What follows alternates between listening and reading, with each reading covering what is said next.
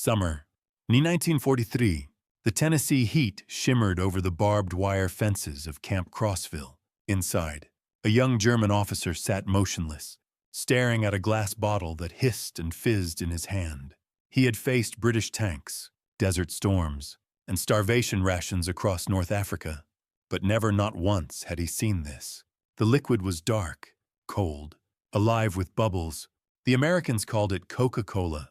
He lifted it to his lips, and for the first time in years, tasted sweetness. What he didn't realize then was that this moment, a sip of sugar and carbonation, would mark the beginning of an ideological collapse more powerful than any weapon used on the battlefield. A war fought with sugar and steel. By the summer of 1943, over 370,000 German prisoners of war were being held across the United States from Texas to Pennsylvania, from Alabama to California. They were the elite of Hitler's forces, Afrika Korps veterans, U-boat crewmen, Luftwaffe pilots, men trained to see America as decadent and weak, a soft nation of consumers. But behind the fences, what they encountered wasn't weakness. It was abundance. Coca-Cola, ice cream, candy bars, pancakes with syrup. Simple foods, yet each one was a quiet revelation, a crack forming in the wall of Nazi ideology. As one POW later recalled to the Red Cross, we were told Americans were poor, divided, and lazy. Then I saw them give ice cream to prisoners while fighting a world war. From the deserts to the heartland, the journey that brought these men to America began months earlier, May 1943, when the Afrika Korps surrendered in Tunisia. Nearly 250 Zirzironder's Axis soldiers laid down their weapons, expecting cruelty. Nazi propaganda had warned them. The Americans will starve you. They are savages in uniform. Instead, the first thing they received was food. American K-rations despised by U.S. troops as bland and repetitive were feasts to the Germans. Processed cheese, biscuits, chocolate, canned fruit, sugar tablets, cigarettes. At the transit camps in North Africa, U.S. quartermasters served fresh eggs, pancakes, and milk. For many Germans, it was the first real breakfast in years. A captured sergeant wrote in his journal, "I thought they were mocking us. Eggs and syrup for prisoners. I couldn't understand. We expected revenge, not generosity. What none of them could grasp yet was that this was America's true power. A nation that could feed both its soldiers and its enemies and never run out." Crossing the ocean of plenty. When the Liberty ships departed North Africa carrying prisoners across the Atlantic, another lesson in abundance awaited. Each ship, built in just 42 hours during America's industrial frenzy, could hold thousands of POWs. And yet, the German prisoners received the same meals as the American crew: fresh bread, vegetables, meat, and coffee with real sugar and milk. Some ships even carried ice cream machines. A naval log from July 4, 1943, recorded this entry aboard the USS General M.B. Stewart. Served ice cream to POWs in observance of Independence Day. 10 gallons produced, all consumed. Imagine that scene. Captured German soldiers, men who once served under Rommel, eating ice cream on an American ship in the middle of the Atlantic, while the war still raged. For many, it was the first time they realized that America wasn't surviving the war. It was thriving through it. Arrival, the land they were told didn't exist. When the ships reached ports like Norfolk and Newport News, disbelief deepened. The Norfolk Naval Base alone handled more cargo in a day than most German ports processed in a week. The prisoners saw mile after mile of warehouses, cranes, locomotives, and the astonishing sight of civilian stores stocked with candy and soda. Even during wartime rationing. In Germany, chocolate was a memory, sugar a privilege, and milk a dream. In America, 5 cents could buy a Coca-Cola the same price children paid in New York or California. As the trains carried prisoners inland, another revelation came. Passenger coaches with upholstered seats, and dining cars serving fried chicken, vegetables, and coffee. Not punishment, just normal life. A former Luftwaffe pilot wrote decades later, "It was not what we were given that shocked us. It was what was considered ordinary. The the camp that taught democracy through dessert. At Camp Crossville, Tennessee, one of hundreds built across the U.S., the prisoners found electric lights, running water, and heated barracks. But the real education happened in the PX store, the camp canteen. There, for the first time, they held in their hands the currency of democracy. Choice: Coca-Cola, Pepsi, Dr. Pepper, Arce Cola, chocolate bars, tobacco, ice cream, fruit. Everything cost pennies, and prisoners could buy it not through privilege, but through earned wages. 80 cents a day for labor, later raised to $1. Enough to buy 16 bottles of Coca-Cola. The math was simple, yet devastating to Nazi ideology. In America, even an enemy could afford sweetness. A former German officer summarized it best in his memoir. They defeated us not with weapons, but with refrigerators. Industrial miracles in every bottle. By 1943, the Coca-Cola Company produced 5 billion bottles a year, an industrial miracle in the middle of war. Its syrup was made in Atlanta and shipped nationwide. Every bottle tasting identical from Maine to Texas. German engineers among the POWs were stunned by the precision. In Germany, standardization was a dream limited by shortages.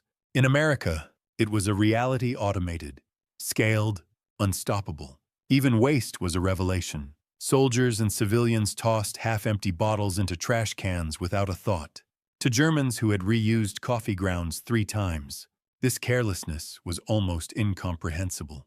It wasn't arrogance, it was abundance. And abundance, they learned, was democracy's quiet weapon. Narrator's reflection. Cinematic transition. Every sip of Coca-Cola, every spoonful of ice cream, became more than nourishment.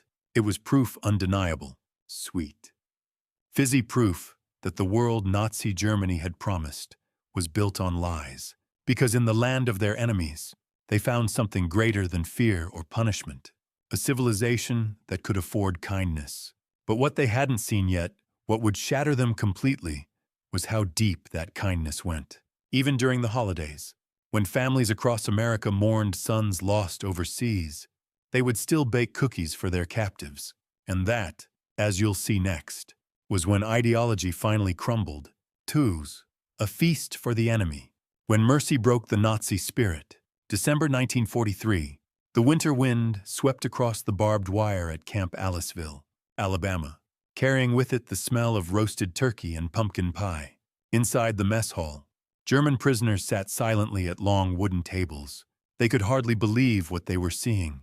Trays lined with steaming mashed potatoes, gravy, cranberry sauce, sweet potatoes, and coffee with milk.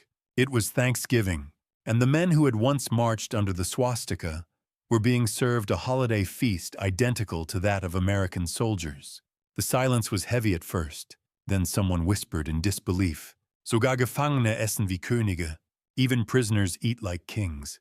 That day, without realizing it, these men had been invited to witness something greater than military power. They were tasting the moral victory of democracy itself, a nation that shared, even in war. Army records confirm the staggering logistics behind that meal. Over 425 German prisoners across America were served full turkey dinners, complete with pumpkin pie, coffee, and milk. Each portion, thousands of tons of food transported, cooked, and distributed, reflected a level of coordination that stunned observers, including the Red Cross. In Germany, even civilians were surviving on turnip soup and rationed bread. In America, even the enemy was fed with celebration. A U.S. quartermaster officer later wrote, "We didn't do it for propaganda. We did it because that's how Americans eat." The idea that someone goes hungry, even a prisoner, felt wrong to us. For German officers raised on Nazi ideology which glorified scarcity as virtue, this simple act of generosity shattered the myth of Aryan superiority more completely than any Allied bomb. Christmas, the day compassion defeated hate. 1 month later came another blow to ideology. Christmas. Across the United States, church groups and local families sent gifts to the very men their sons were fighting. At Camp Tonkawa, Oklahoma, townspeople delivered homemade cookies, candy, and small gifts to the German prisoners. At Camp Hearn, Texas, church choirs performed Christmas hymns for captured Luftwaffe pilots. In total, the American Friends Service Committee, a Quaker relief organization, distributed over 50,000 Christmas packages to Axis prisoners. Inside were small treasures: soap, writing paper, cigarettes, sweets, and book symbols of a civilization that refused to lose its humanity. A prisoner later told the Frankfurter Allgemeine Zeitung decades later, "We had burned their cities, and still, their children sent us chocolate." That contradiction, kindness in place of vengeance, would live in their minds for the rest of their lives. The power of sugar, a weapon of ideology. Nowhere was America's abundance more visible than in its use of sugar. In Germany, the monthly sugar ration for civilians was 280 grams, about 1.5 cups. In U.S. prison camps, sugar was unlimited. Mess halls kept large bowls of it on tables. POWs could scoop as much as they wanted into coffee or cereal. Quartermaster records show some camps received 100-pound bags of refined sugar every week. One incident at Camp Aliceville became legendary among the guards. During a humid Alabama summer, several hundred pounds of sugar hardened in storage. Instead of salvaging it as German soldiers would have done, the American cooks simply threw it away and ordered more. The German kitchen workers were horrified. To them, it was unthinkable, an act of moral madness. But as weeks turned to months, horror turned into realization. This wasn't waste, it was capacity. America could afford generosity, chocolate, candy, and the math of abundance. To a prisoner of war, the chocolate bar became a revelation in itself. At home, chocolate had disappeared from shelves years earlier. But in America, Hershey, Mars, and Nestlé were producing millions of bars every month. Even in wartime, the U.S. military alone bought 380 million pounds of chocolate between 1941 and 1945. Camps sold Hershey bars for 5 cents each, the same price as for civilians. Prisoners saw American guards casually unwrap one, eat half, and toss the rest away. A former German POW, Heinrich H., recalled, "We realized then their soldiers didn't fight because they had to. They fought because they could. Their country was so rich. It could give chocolate to prisoners and still win the war." At first, many thought it was a psychological tactic, a trick to soften them. But it wasn't. This was simply how America functioned. A machine of production that could manufacture comfort as easily as it manufactured tanks. Ice cream, the dessert that defeated despair. Perhaps the most surreal experience came during the hot summer of 1944. In multiple camps, especially in the South, prisoners were served ice cream. At Camp Shelby, Mississippi, the July 4th celebration included hand-cranked ice cream made by American cooks. POWs watched as ice, salt, and cream turned to frozen sweetness, a process that used resources their homeland no longer possessed. Some German officers refused to eat it at first, believing it to be a trick, or even a hallucination. But curiosity won, and in that first spoonful, sugar, cream, cold, they felt something unfamiliar, the taste of peace. Army procurement documents later revealed that larger camps ordered 50 to 100 gallons of ice cream weekly during the summer. By 1944, most camps even had electric freezers. Flavors included chocolate, vanilla, strawberry, and butter pecan, more variety than any German city offered before the war. A former Afrika Korps sergeant later said, "Ice cream was our re-education. No speech, no pamphlet, just a spoon, and the realization that this enemy could afford joy."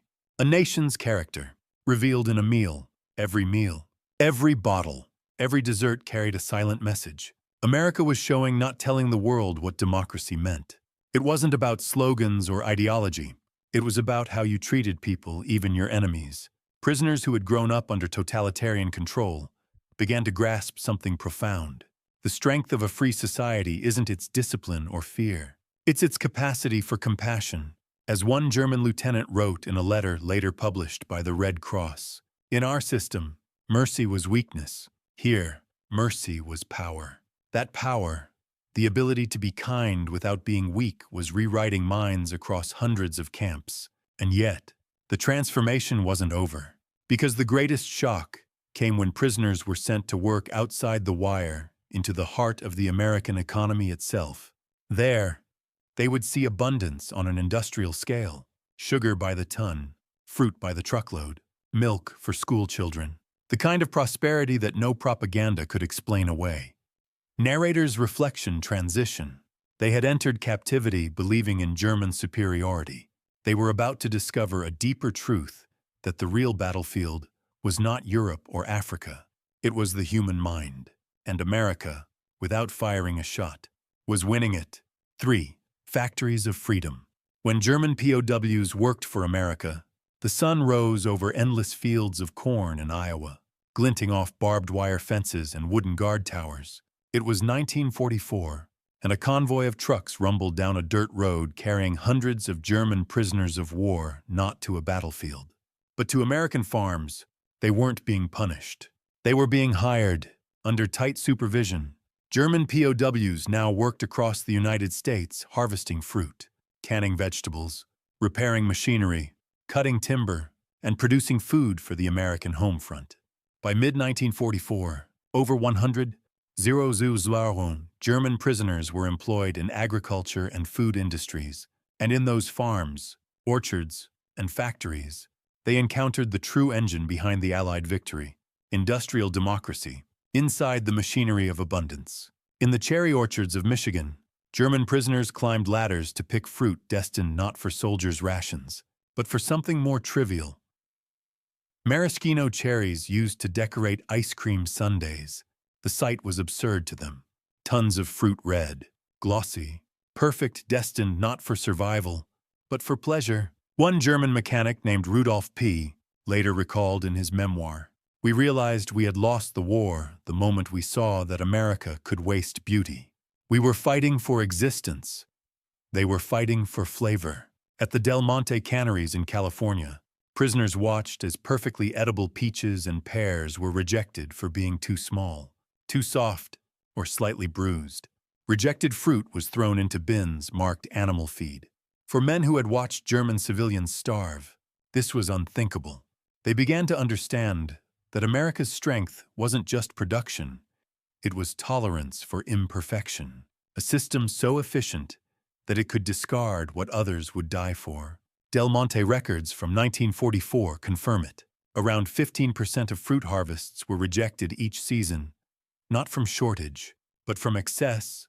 The Sugar Empire. In Colorado and Nebraska, prisoners worked the sugar beet fields, learning firsthand the scale of America's agricultural machinery. Single farms used tractors, loaders, and mechanical harvesters so advanced that one field could outproduce entire regions in Germany.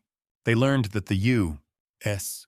produced nearly 7 million tons of sugar annually, drawn from both cane and beets, while Germany's total production barely reached a fraction of that. And here was the revelation. This abundance wasn't built on oppression or forced labor. It was built on freedom, mechanization, and faith in ordinary citizens. The system didn't demand fanaticism. It rewarded competence. For German engineers among the POWs, it was a painful realization. Their nation had invested in tanks and V-2 rockets. America had invested in tractors and refrigerators, and that had won the war. Witnessing the future. The American school lunch. Many POWs worked near American towns and schools, where they witnessed another miracle of organization. Every day, at noon, trucks delivered fresh milk and hot lunches to classrooms filled with laughing children. Even during wartime rationing, America was feeding its next generation with care and consistency. In Germany, milk was rationed, and school lunches were a distant memory. In America, milk was so plentiful that some schools even offered chocolate milk or ice cream for a few extra cents. One POW later wrote in his diary, "The milk was for their children every day. Without fail, we couldn't feed our army that well." This observation struck deeper than any propaganda ever could. They saw that democracy didn't just produce, it planned for the future. Lunch counters and equality. Occasionally, low-risk prisoners were escorted into nearby towns for supervised work or meals. There, they discovered another shock: American diners. In small cafes along dusty highways, They saw something their own society could never allow: a factory worker, a farmer, and a businessman sitting side by side at the same counter, all being served the same meal by the same waitress. A hamburger for 25 cents, a slice of pie for 15, a Coca-Cola for 5, a full dinner special for 75 cents. The simplicity of it carried immense weight. In Nazi Germany, class hierarchy was sacred. In America, $1 and a dream were enough to make you equal, at least for a meal. One German POW, Otto K., described it in an interview. At that counter, I saw democracy, not in speeches, but in pie and coffee. The numbers don't lie. Prisoners began reading American newspapers and magazines freely available in many camps.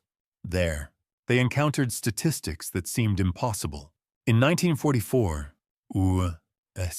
production figures showed sugar, 7 million tons annually, chocolate, 380 million pounds consumed by the military alone, Coca-Cola, 5 billion bottles produced in 1943, ice cream, over 500 million gallons made yearly, milk, 119 billion quarts. When compared to Germany's rationed scarcity, these numbers weren't just data.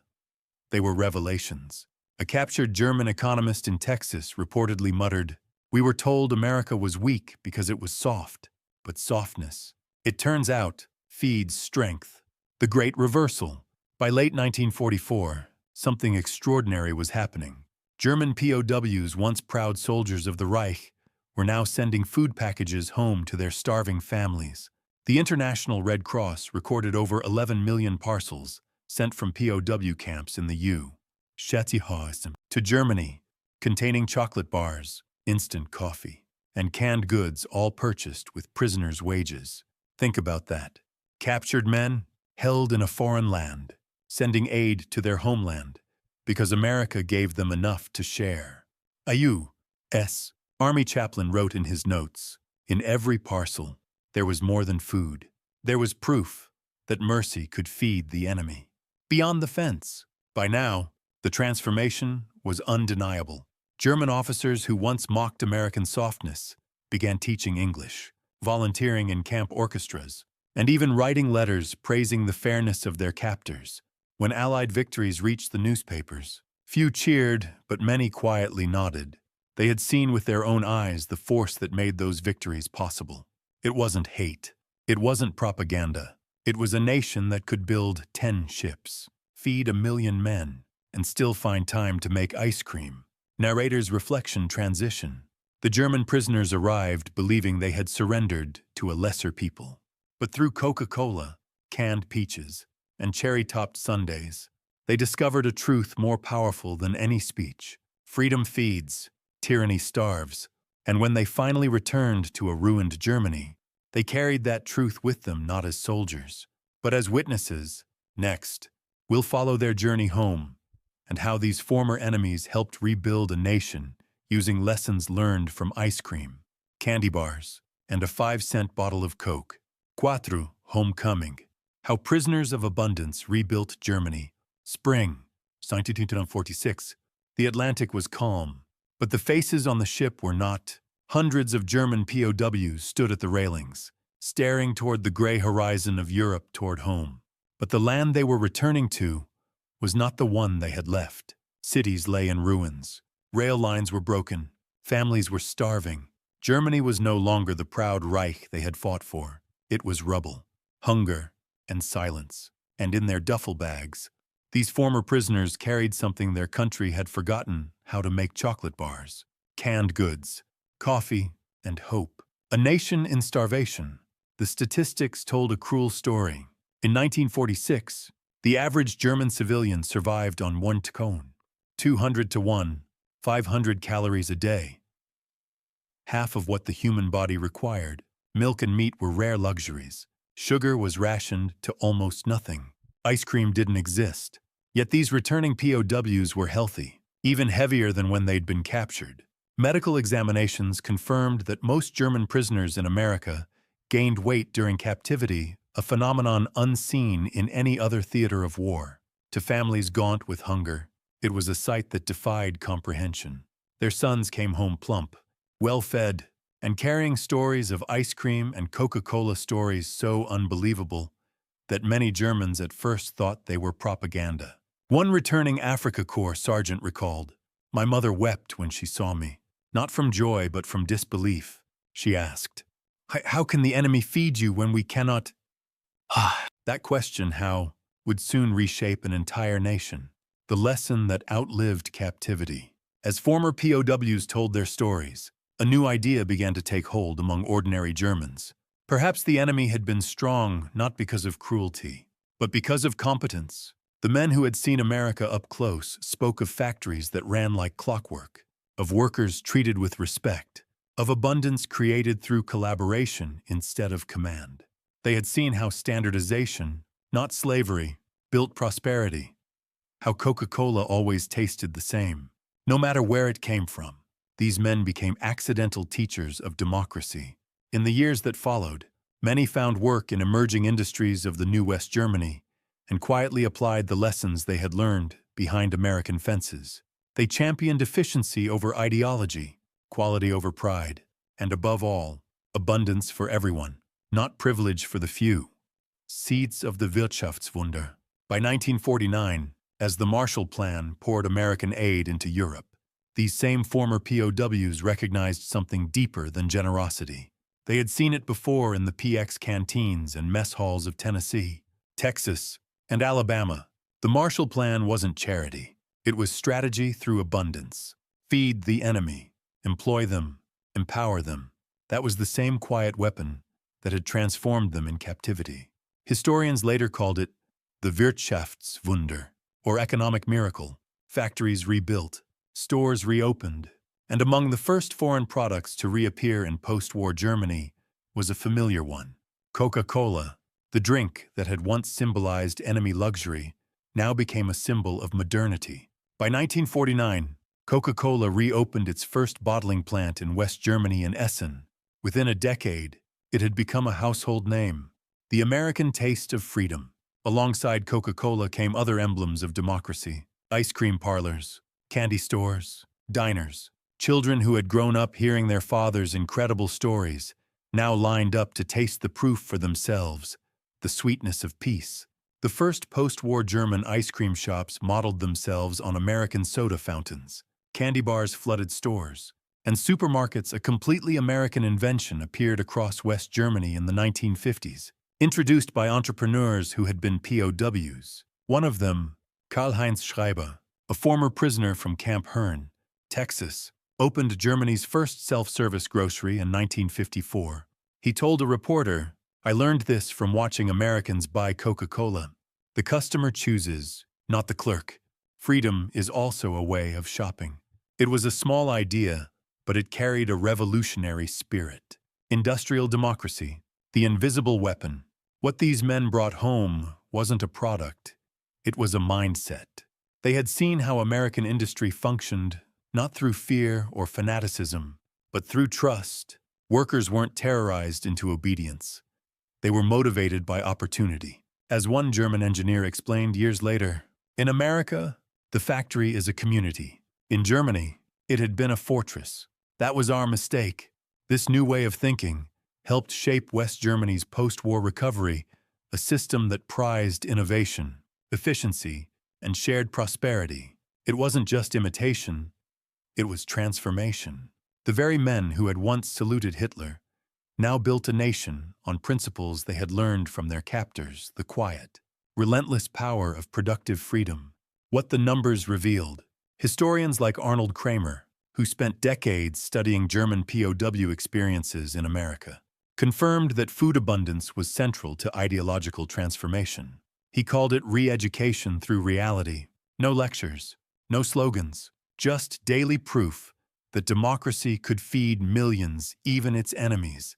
Kramer's research showed average POW calorie intake in U.S. camps: 303, 600 per day. Average German civilian intake during the same period: 221, 500. Sugar: 4 pounds monthly per prisoner, compared to 280 grams in Germany. Ice cream, served weekly in many camps. Soft drinks, unlimited, at 5 cents each. These were not exaggerations, they were facts, written in shipping manifests and quartermaster ledgers. For the POWs who lived it, the truth was simpler. They fed us better as enemies than our own leaders did as soldiers. A sweet revolution. By the 1960s, West Germany was thriving, a democracy anchored in prosperity. Its factories, supermarkets, and homes reflected a lesson learned long before in America's prison camps. Wealth shared is strength multiplied. Coca-Cola and Hershey's became everyday items. Ice cream was no longer a luxury, but a rite of summer. And the words "made in Germany," once associated with war, now stood for quality and innovation. One former POW summarized it best in a 1975 interview. "My first Coca-Cola was like drinking the future. It was unnecessary, joyful, and for everyone. That was democracy in a bottle." The final transformation. When historians trace the collapse of Nazi ideology, they often point to battlefields to Stalingrad, Normandy, Berlin. But another front existed, quieter and more profound. It was fought not with bombs, but with food, generosity, and faith in human decency. Every scoop of ice cream, every bar of chocolate, every bottle of Coca-Cola carried a message. Freedom is plentiful, tyranny is starvation. And for the men who lived through both, the conclusion was undeniable. They returned home not as conquerors or victims, but as witnesses to a civilization that had defeated them through kindness. Cinematic reflection epilogue. In the end, America's greatest victory wasn't written in the ashes of Berlin. It was written in sugar and milk, in laughter at a PX counter, in the fizz of a 5-cent bottle of Coke. The men who once served Hitler came to understand that the true superpower of democracy wasn't its weapons, but its ability to share abundance without fear. As one former prisoner said decades later, "They could give ice cream to their enemies.